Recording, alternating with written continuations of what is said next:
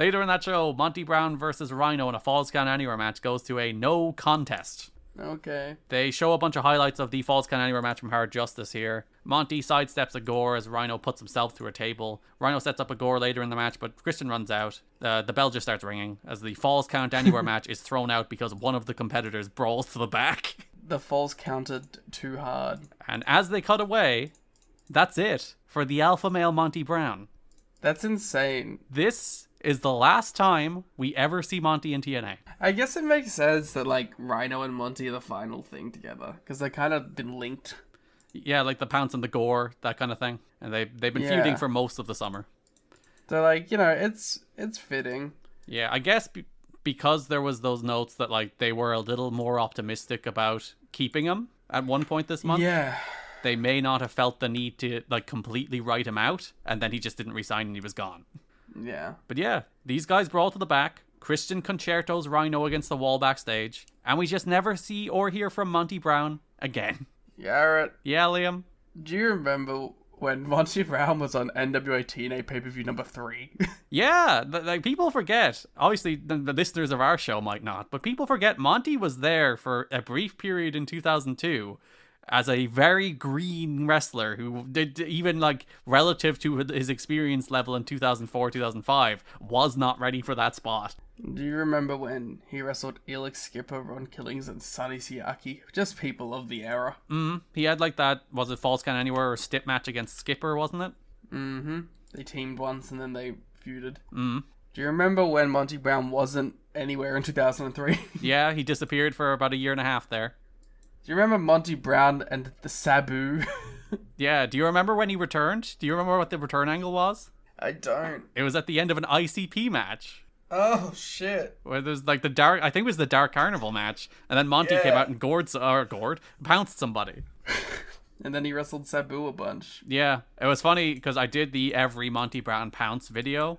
Yeah. So it was funny to see the people in that who got pounced a lot. And like on that list were like Sabu, Christian, Sonny Siaki ate a fuckload of pounces. Yeah, he wrestled him a lot, that's why. Yeah, Raven took a bunch as well. Do you remember Victory Road 2004? The first Monsters Ball. With Abyss and Raven. That match rocks. My defining memory of that match is Dixie Carter in the crowd going crazy at the Abyss thumbtack bump. Garrett. Yes, sir. Do you remember Monty Brown versus Kevin Nash versus DDP?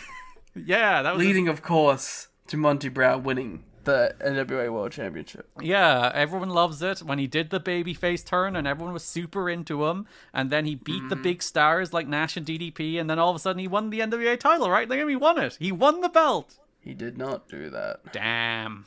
I think more importantly, do you remember Monty Brown versus Triton? Triton? Triton did in fact return to his home planet. When we needed him most, he was not there. And then later in that show, they did the fucking heel turn with Monty where he realigned himself with Jarrett. And just a bunch of shit. Yeah, it really is after that just a bunch of shit, isn't it? It's like, you know, he's in a King of the Mountain. He has some tag stuff. Teams with Kip James an irrational number of times. And then he does like, he's in like, just matches. He just is in matches.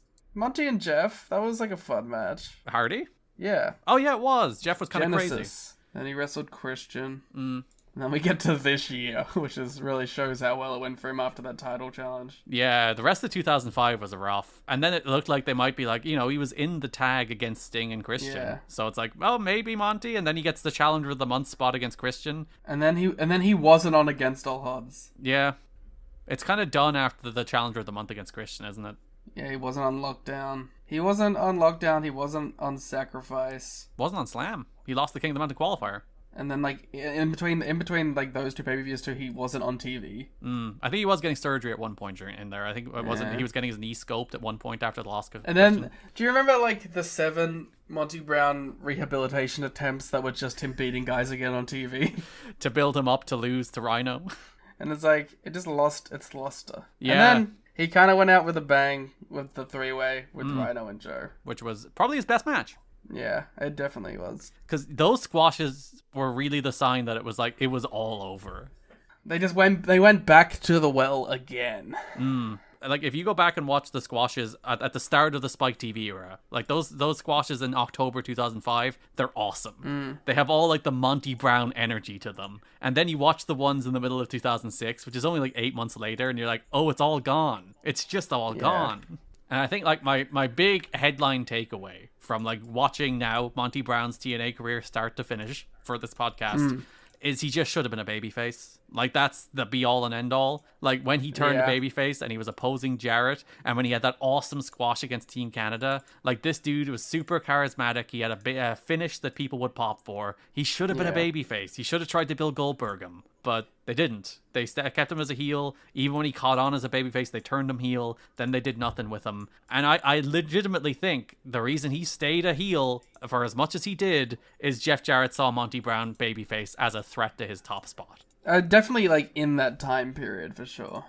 Like, that is the only explanation for it. Like, he saw the crowd were behind him, the crowd were hot, and that's a threat to his position. So how do you negate that threat? You turn him heel, and as a character, make him a subservient lackey to you. I was gonna say, exactly. You do that. You make the whole point of it that he is, like, lesser than you, because he is in your group. And that's a shame. That's a bummer. Because...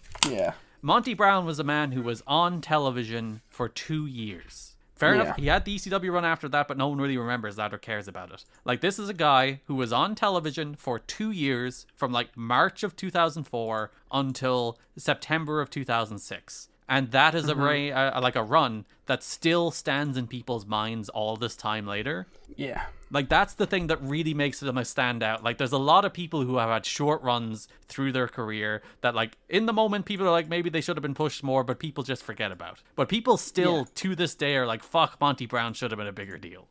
It is one of the biggest cases of booking malpractice that we've seen from this company so far. And it is the thing that drives me crazy. Like, we've covered all this, but, like, the idea that, like, there was nobody that could beat Jarrett. There's just, like, that's the talking point. Yeah, like, yeah, he had to be the world champ. There was no one on his level. And then you watch Monty at his peak, like, pouncing people out of their boots and getting awesome reactions and cutting awesome promos and being awesome and looking like $1 million and having, like, mainstream crossover potential as a former NFL player who competed in the Super Bowl. Like, that ticks all the fucking boxes. Weirdly, the one it doesn't tick is work rate, which is the one they always dismiss if somebody does have it, which is so annoying. And then they use that as, like, their justification over and over and over again.